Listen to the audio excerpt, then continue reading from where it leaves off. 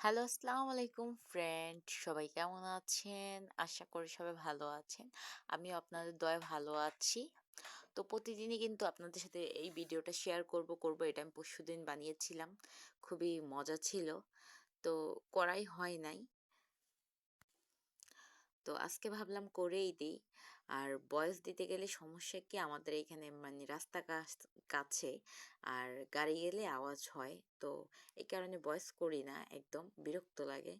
তো তারপরে ভাবলাম আজকে যেহেতু রাত হয়েছে এখন রাত্রে 2টা 31 বাজে। তো ভয়েস তো করাই যায়। এই কারণে আপনাদের সাথে আমি আজকে আবার ভয়েস নিয়ে চলে আসলাম আর রান্না নিয়ে।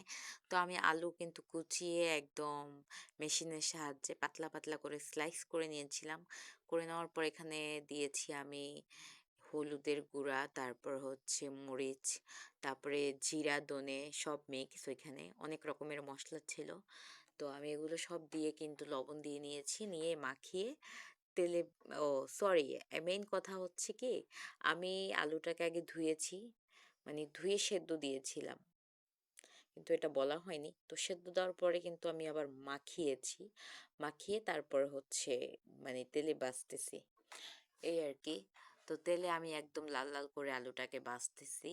আগুনও কিন্তু পুরোপুরি দিয়েছি, কারণ যেহেতু সেদ্ধ করে নিয়েছি পোড়ার কিন্তু ভয় নাই।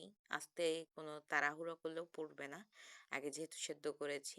তো আমি এখানে জালটা কিন্তু কম দিইনি, জাল কিন্তু বাড়তিই দিয়েছিলাম। দেখেন 3 তেল আর কি দিয়েছি।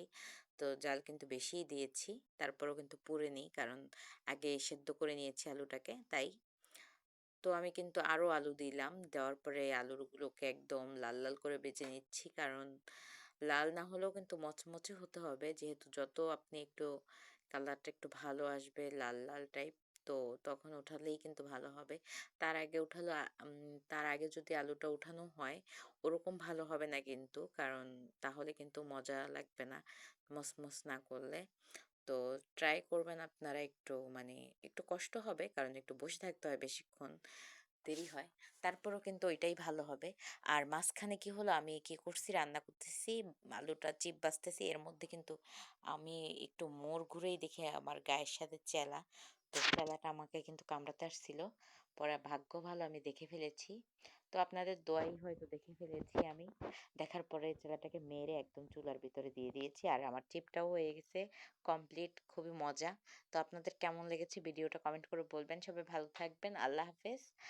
আর এই যে আজকে ভিডিওটা দেখেছেন আপনাদের কেমন লেগেছে এটাও কিন্তু কমেন্ট করে বলবেন। কে কোথা থেকে যুক্ত হয়েছেন তাও বলবেন। আর এই যে চেলাটা আমি দেখে ফেলেছি। তো এই আর কি, প্রাণে বেঁচে গেলাম। চেলাটা কামড়ালে কিন্তু আমার অবস্থা খারাপ হয়ে যেত। তো সবাই আমার জন্য অনেক অনেক দোয়া করবেন। সবাই ভালো থাকবেন। আল্লাহ হাফেজ। আর অনেক